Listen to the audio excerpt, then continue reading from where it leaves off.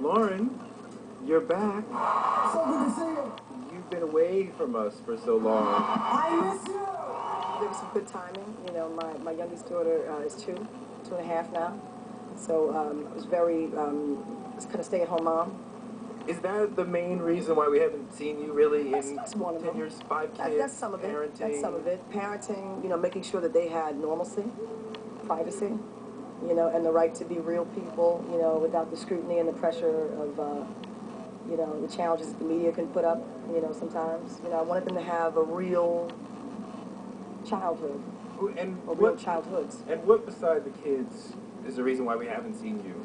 I wanted a real life as well, you know, out of public scrutiny. I wanted to be able to live, you know, to reclaim my private life, to reclaim my individuality, you know, outside of, you know, sort of mass media scrutiny. I wanted that freedom to do whatever I wanted to do. And did you get it? Absolutely, I did. Yeah.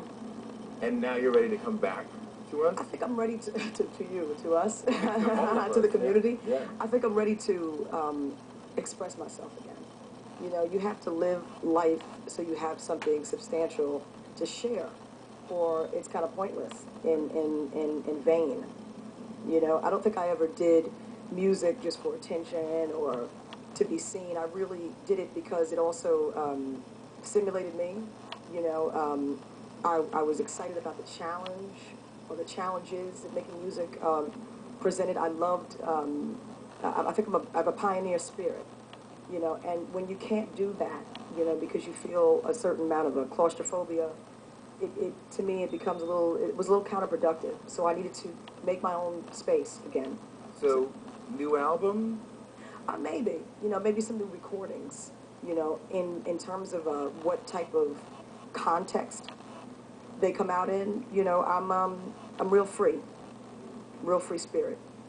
We really are a spontaneous group right now. You know, we vibe out and we do things. You know, I have always been a person sort of full of, like, I love the immediacy. You know, kind of like relationships and the newness of relationships. I like the immediacy in ideas and inspiration. And I like to capture that. And it took me a while to find a group of people who were up for that challenge. When I was younger, they used to call me old soul. And it was important for me to find other old souls, you know, both in music and the support team behind the music, to be able to sort of understand that energy, to not be intimidated by that energy, and to support it, you know. And, you know, it just started to come together again. And I think it had a lot to do with me getting back to the very essence of why I made music in the first place, how I got in this music industry. My story is very unique. You know, I got in the music industry, I don't want to say accidentally, but I certainly wasn't necessarily trying. You know, it happened sort of love connection after love connection, and then, you know,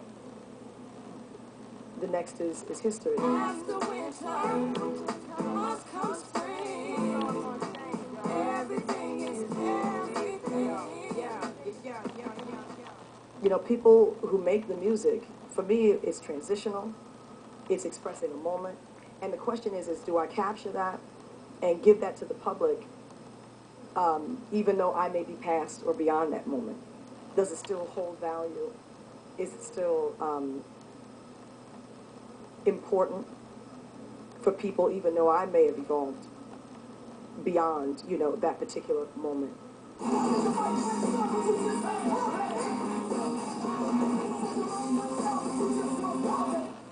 Thank you so much.